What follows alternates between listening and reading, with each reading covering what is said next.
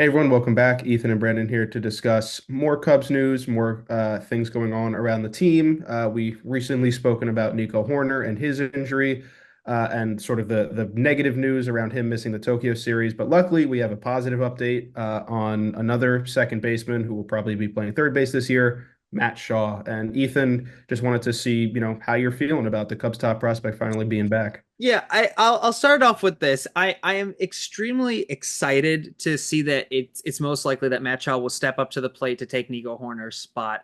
However, it does stink to see that Nico Horner. I said it in the video before this that Nico Horner will not play in the defining game of the Dodgers, the 2024 World Series winners against the Cubs. It does stink. However, to see a young buck like Matt Shaw step up to the plate and take Nico Horner's spot, in theory, is extremely interesting. There's a few other players we'll probably mention in this video, but Brandon, what are your thoughts on Matt Shaw?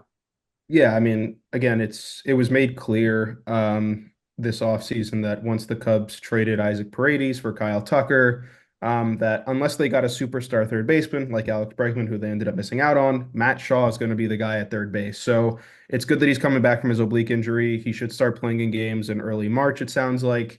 I'm very excited for him. I think his future long-term home is probably at second base, which, as you just mentioned, with Nico Horner out, he'll probably get the first couple games of the season there in Tokyo, which would then theoretically open up the roster for Gage Workman, your favorite player, John Birdie or Vidal Brujan, at third base in that series. And it'll also potentially give the Cubs another week or so to make a decision on one of those guys for the bench, because obviously one of them isn't going to be able to make the roster if everyone's healthy. So, it's again, having Matt Shaw be healthy is really, really important for the Cubs this year. And whether he's playing third base, second base, whatever, I just want to see him in that opening series against the Dodgers. I always find it really interesting with baseball in general, but especially the Cubs in the past few years, where it's kind of this domino effect. We saw it last year where whether it was either a pitcher going out or one of our fielders going out, we always had a young buck, kind of take over. And it was, once one person came in, another person came in. But speaking of a not so young player that might come in too, we're talking about Matt Shaw. I also want to talk about the possibility of Justin Turner, somebody we just got on the team, possibly coming in too. Yeah, I mean, when he signed, we talked about it in a video about how he's probably a first base DH at this point in his career, but as of right now in spring training with the Matt Shaw stuff, with the Nico Horner news, he's been taking a lot of reps at third base.